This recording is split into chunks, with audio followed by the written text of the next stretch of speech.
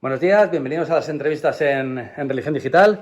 Hoy nos acompaña Carlos Trovarelli, lo diré bien. Carlos Alberto. Está bien. Carlos Alberto Trovarelli, que es el ministro general de los franciscanos conventuales. Muy buenos días y bienvenido a Madrid. Muchas gracias, buenos días. ¿Qué tal están tratando la capital? Muy bien, muy bien. Con Me mucha alegro. fraternidad, mucha acogida. Están participando en el encuentro provincial de los franciscanos conventuales Sí, españoles, el capítulo provincial. ¿Qué número de sucesor de San Francisco es usted? Bueno, 120. 120. Lo de ser sucesor de San Francisco tiene que imponer. Claro. Al principio no me había dado cuenta de la importancia de este título, ¿no?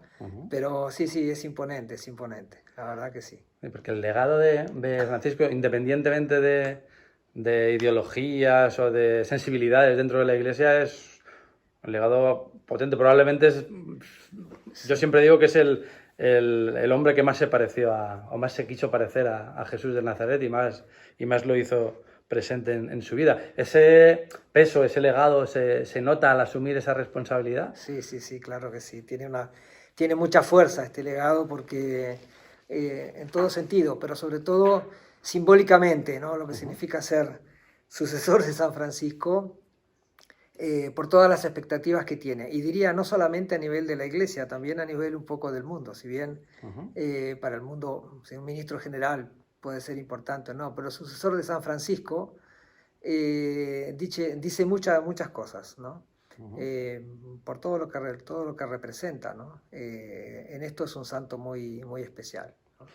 Argentino, como el Papa, que es el primer Papa argentino, jesuita, pero también un poco franciscano, ¿no? Sí, por lo menos lo asumió, quiso asumir toda la carga que significa este nombre Francisco y lo está demostrando, ¿no? Porque ha tomado muchas opciones que son bien franciscanas. Sí, ahora justo estamos celebrando los 5 años de De Laudato Si. ¿Cómo les ha afectado a ustedes como franciscanos que un papa adopte el nombre de Francisco con lo que ha dicho usted, con lo que eso conlleva? Porque no es solo un símbolo, es una intencionalidad, entiendo yo. Sí, es una intencionalidad, sí. Sí, símbolo en el sentido fuerte, ¿no? Que implica que en nosotros tiene que haber un cambio. Bueno, nos ha afectado muchísimo, ¿no? Porque nos cuestiona a cada momento, nos cuestiona nuestra propia relación con el carisma, ¿no? Es como que la Iglesia, digamos, nos está diciendo, miren que es muy importante el carisma de ustedes, ¿cómo lo están viviendo? Están manifestando al mundo, están testimoniando lo que significa llevar el nombre de franciscanos y ser seguidores de San Francisco. Así que sí nos afecta. ¿Qué significa hoy precisamente eso, ser seguidor, ser franciscano? ¿Qué 3, 4 puntos en el mundo de hoy, en el mundo COVID, en el mundo donde la ecología es tan importante, donde estamos descartando todavía a muchísima gente? ¿Qué significa ser franciscano? ¿Qué significa ser? Bueno, en primer lugar, no tenemos que olvidar, lo primero que tú lo decías al inicio, ¿no? En primer lugar, somos seguidores de Cristo y esto lo tenemos que hacer en todo momento, es decir, y hacerlo por eso, por ser seguidores de Cristo, ¿no? Bueno, pero significa sobre todo poner en el mundo una palabra de esperanza. Decir al mundo que es posible un nuevo mundo, ¿no? Porque los valores que están detrás de este concepto franciscano son valores que todo el mundo lo desea, aunque nos cuesta hacerlo, aunque nosotros mismos a veces no lo hacemos, pero sabemos que hacia ahí tenemos que ir, ¿no? Por ejemplo, el diálogo, la paz, la fraternidad, la escucha, el estar cerca de los más pobres y el ser nosotros también, uno de ellos, ¿no? Todo esto. Entonces significa muchísimo, significa ser constantemente una luz de esperanza de un nuevo mundo posible. ¿Y es posible ese mundo nuevo? Porque estamos asistiendo en estos meses a un tsunami de proporciones globales que ha sido la COVID y hemos visto muchísima solidaridad, pero a la vez muchísima globalización de la indiferencia, muchísima gente que ha buscado y países que han buscado ir por su lado y nos tememos que que cuando pase esto en el mundo falsamente llamado rico, pues nos olvidemos de que va a seguir muriendo mucha gente en África, en Latinoamérica, en Asia. Bueno, a la pregunta te lo respondo de modo muy contundente. Sí es posible un nuevo mundo, sí es posible. Justamente, no es imposible, pero la intencionalidad de tu pregunta era decir, bueno, lo sabemos, pero no lo hacemos, ¿no? Hay mucha gente que lo hace, muchísima, que por supuesto no son los que más podemos ver en las pantallas de la televisión, y que nos dicen que es posible. Y yo creo que lo más importante es eso, creerlo y hacer cada uno de nosotros un pequeño gesto. No sé si será solamente con la segunda venida de Cristo que todo va a ser finalmente puesto como una nueva ciudad, la nueva ciudad, el nuevo mundo. Pero mientras tanto es posible cada uno en lo que podamos hacer. Y también aquellos que tienen en sus manos grandes decisiones, al menos hacerles recordar que se pueden hacer decisiones distintas, se pueden hacer, aunque es muy difícil, porque hay intereses, hay hegemonías que no lo quieren, ¿no? Pero es posible, en lo pequeño y en los estratos intermedios de la sociedad se están dando y puedo dar testimonio. Así se está convirtiendo en un polo de, bueno, ya lo era, pero últimamente de diálogo interreligioso, de los encuentros de la economía Francisco, que esperamos que se produzcan ya, el pacto por la educación, todo el tema del cuidado de la madre tierra. ¿Cómo afrontan la orden el hecho de que el lugar fundacional donde ustedes tienen además la casa, donde están organizando, ayudando a organizar ese movimiento que el Papa está impulsando a todos los niveles para construir ese mundo nuevo, poner esas bases? ¿Cuál es su papel y cómo lo ven? Bueno, sí, nosotros formamos parte digamos, de todas las organizaciones del mundo franciscano, por supuesto, en los que reflexionamos y tomamos también algunas decisiones en todos estos ámbitos, ¿no es cierto?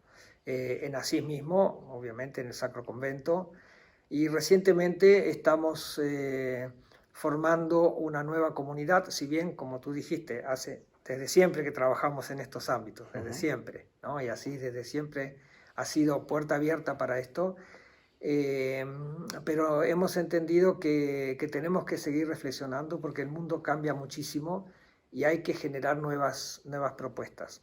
Entonces, además de todo el trabajo que hace sobre todo el Sacro Convento de Asís, ¿no? La Basílica de San Francisco, hemos generado una nueva comunidad que está puesta con el título de El Espíritu de Asís, que es ya como saben, es ya un título hecho, a decir verdad, bastante desgastado ya también este título, bastante desgastado, ¿no? Bueno, pero si funciona. Bueno, sí, pero ahora es este. Después ya este equipo ya me dijo que hay que cambiarlo, porque está bastante desgastado, pues bueno, aunque válido, ¿no? Porque surgió sobre todo sobre el tema de la paz.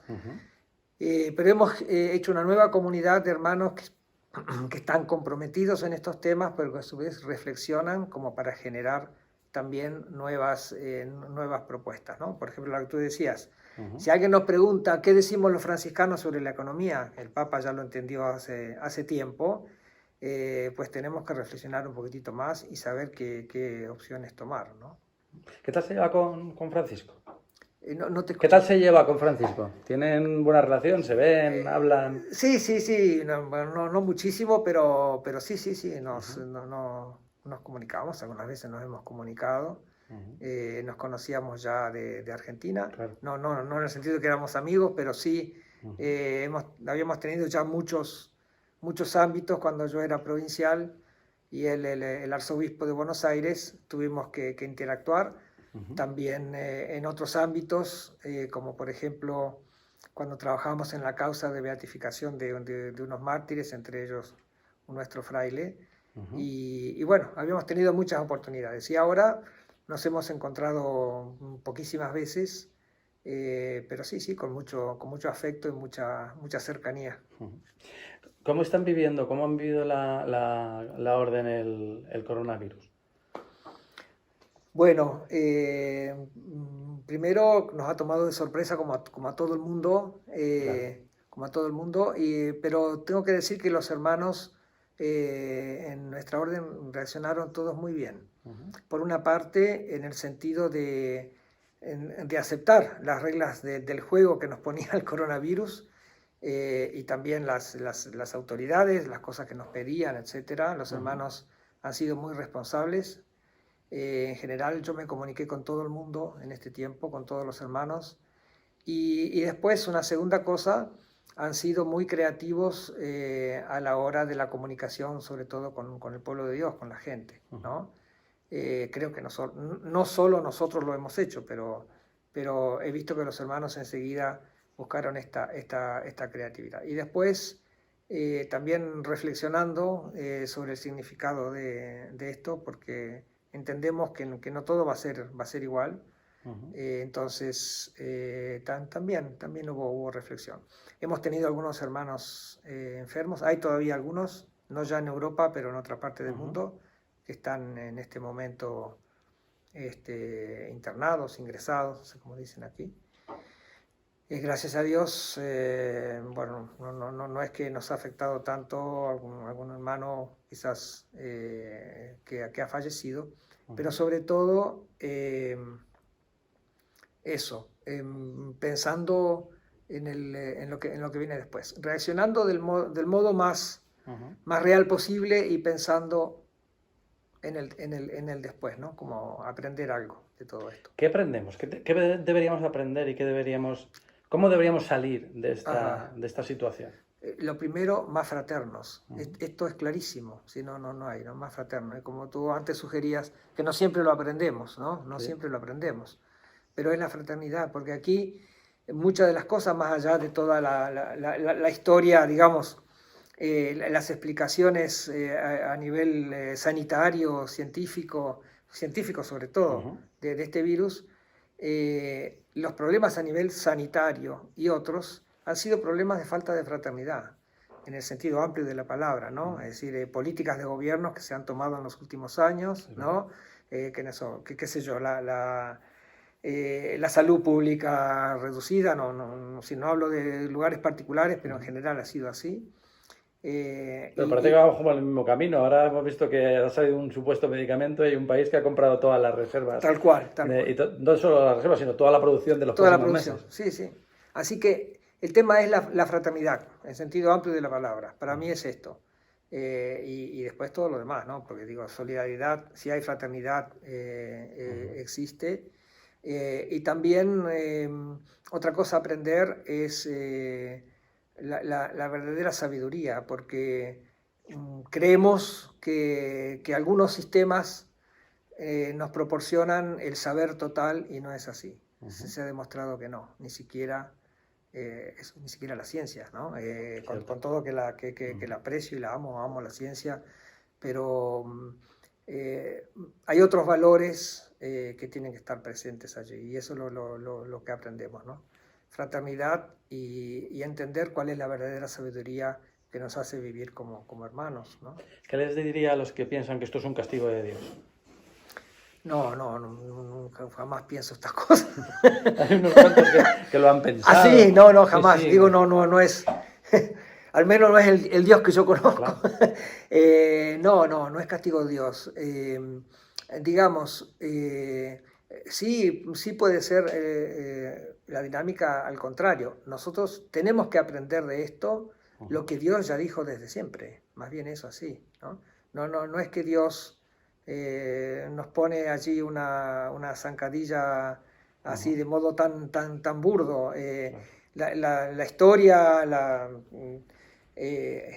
vida misma, el mundo, la creación son limitadas, ¿no? Ya las Ujú. limitaciones son parte de nuestra vida, ¿no? Lo que tenemos que hacer, repito, es sí leer esas cosas, llamémosle limitaciones, o si esto ha sido fruto de una injusticia o de lo que sea, no sabemos, leerlo con los ojos de Dios. Pero Dios no pone las pruebas de este modo. Es cierto, sí, que Dios nos prueba también, digamos así, prueba nuestra fe, prueba nuestra capacidad de ser humanos, pero no de este modo. Entonces, lo que les digo es no pensar en un Dios que nos pone un castigo, sino como una prueba de la vida que podemos responder según Dios. ¿Cuál es la realidad de la orden hoy en día? ¿Dónde están? ¿Cuántos son? Bueno, nuestra orden, estamos en 64 países, si bien somos una orden pequeña, digamos. Depende con quién uno lo compara, Claro. ¿no? Somos 4.000 frailes, un poco más, y estamos en todos los continentes, ¿no? En 64, 65 si contamos también la Ciudad del Vaticano, porque tenemos también un convento dentro. Y bueno, en algunos países con una o dos casas presencias, son jurisdicciones un poco más grandes. Por ejemplo, nombro Centroamérica, que son países muy pequeños, claro. Única jurisdicción, y en algún país hay una casa o dos. Y otros lugares donde hay presencias más grandes, ¿no? Pero en todos los continentes. ¿Cómo están viviendo la situación en una zona que para Francisco fue muy especial, peregrinó hasta allá incluso, que es Tierra Santa, donde además la presencia franciscana siempre ha sido muy importante?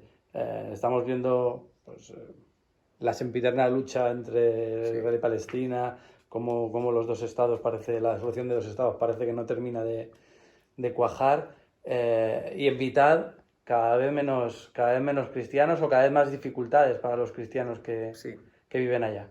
Sí, sí. Bueno, todo esto lo sabemos, lo conocemos y lo vemos.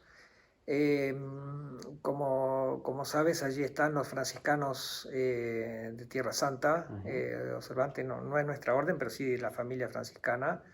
Ellos tienen un rol muy distinto en el lugar, porque son incluso hasta mediadores, ¿no? Por lo menos el custodio es mediador, etc. Nosotros participamos solamente en una casa que es justamente de las tres familias franciscanas, ¿no? de las tres órdenes franciscanas, ¿no? En Emaús.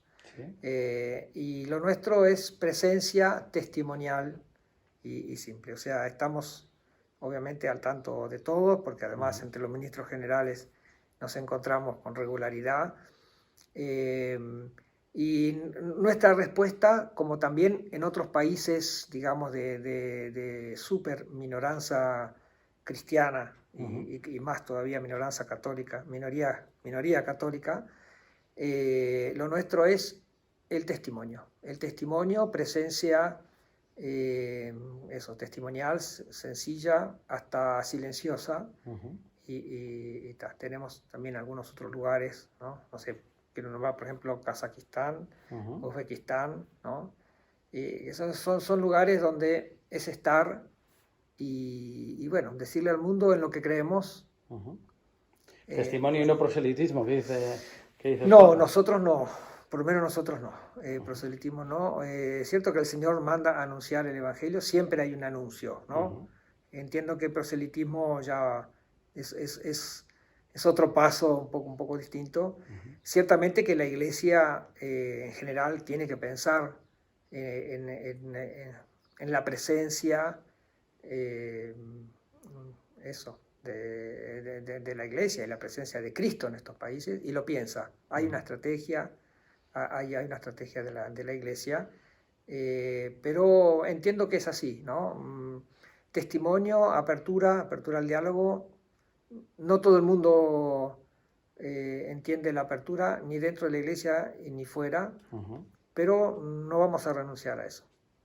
A eso iba justo en la siguiente pregunta, lo de no todos en la Iglesia entienden. Estamos viviendo un momento en el que parece que se ha desatado la caja de los truenos, y desde el interior de la Iglesia hay muchos, o unos cuantos muy ruidosos, que están atacando al proceso de reformas de Francisco, al mismo Papa. No sé cómo contemplan desde la congregación esa esa realidad, si preocupa. No, con naturalidad. Creo que estas cosas ¿Mm? siempre han existido. Siempre ha habido tensiones y ataques y gente que habla mal. Em, Algunas veces son más evidentes o hacen, como dices tú, hacen más ruido. Ujú. Eh, Hoy en día también hay más posibilidad También. de decir lo que uno piensa, Sí, pero hacía mucho tiempo que no se tildaba a un papa de casi hereje. Ah, sí, sí, sí, sí, es verdad, es verdad. Así que Es verdad, es habría verdad. que remontarse a tiempos casi del Papa Formoso y de los antipapas del Esto es medievo. verdad. No, esto es verdad. A este nivel así, sí, yo tampoco lo había vivido, ¿no? Pero, eh,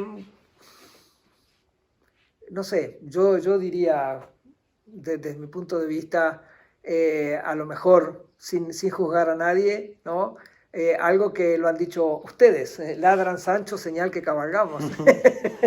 Grandísimo el Quijote, Lo sí, han muy dicho bueno. ustedes. Sí, sí, sí, sí.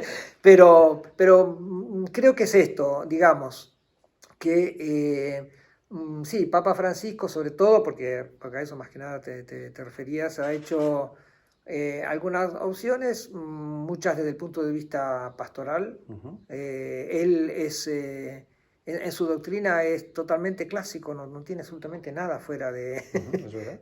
absolutamente nada, nada, Ujú, no es que como...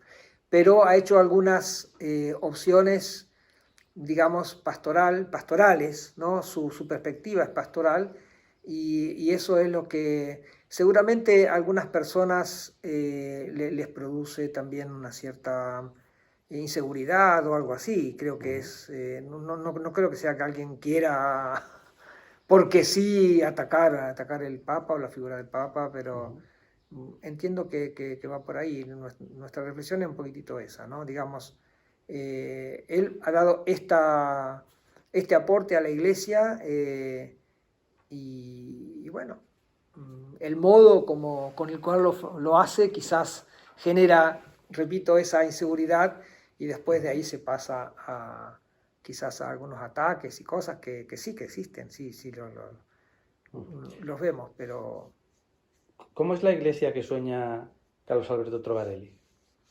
eh, te digo la misma palabra de antes, fraterna, cercana, muy lejana de, digamos, las desviaciones de ultraclericalista. Ujú,